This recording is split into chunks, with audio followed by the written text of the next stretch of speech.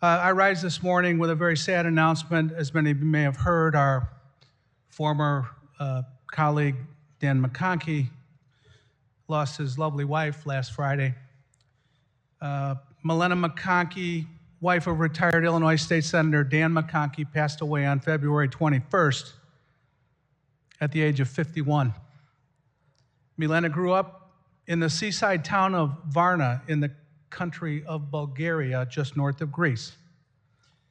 And even though her homeland was controlled by communists, Milena was a lover of freedom and wanted to see the world.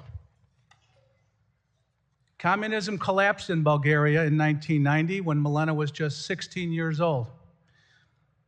And the freedom she yearned for was now hers. She knew she would go to college and decided on one particular school, the American University in Bulgaria.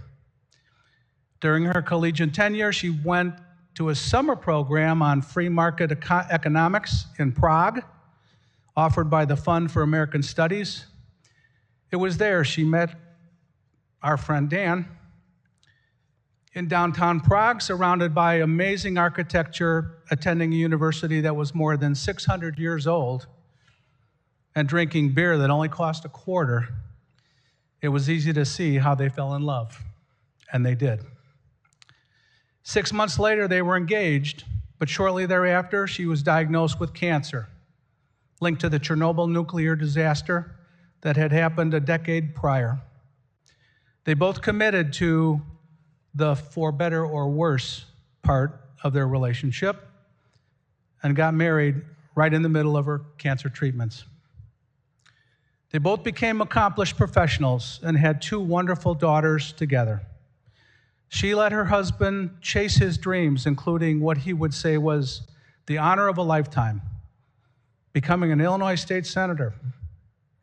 She would always send him to work with containers of homemade food for his lunch, because as she told him, that's how I participate.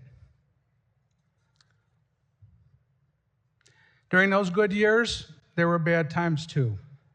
She suffered immensely over the years, but rarely let on just how she was suffering. Unfortunately, the health troubles that plagued her since Chernobyl were not to be outrun. Milena passed away from heart failure due to the cancer, the radiation, and the chemotherapy treatments that we now know caused the heart muscle to harden. Fortunately, she is now free of those troubles and is finally in a place where there is no sickness and there is no death with her Lord and Savior, Jesus Christ.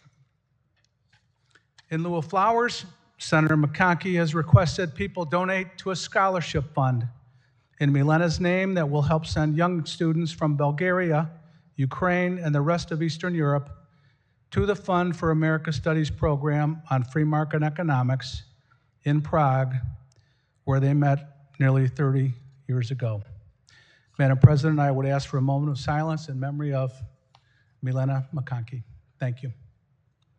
Thank you, Senator. Please rise for a moment of silence.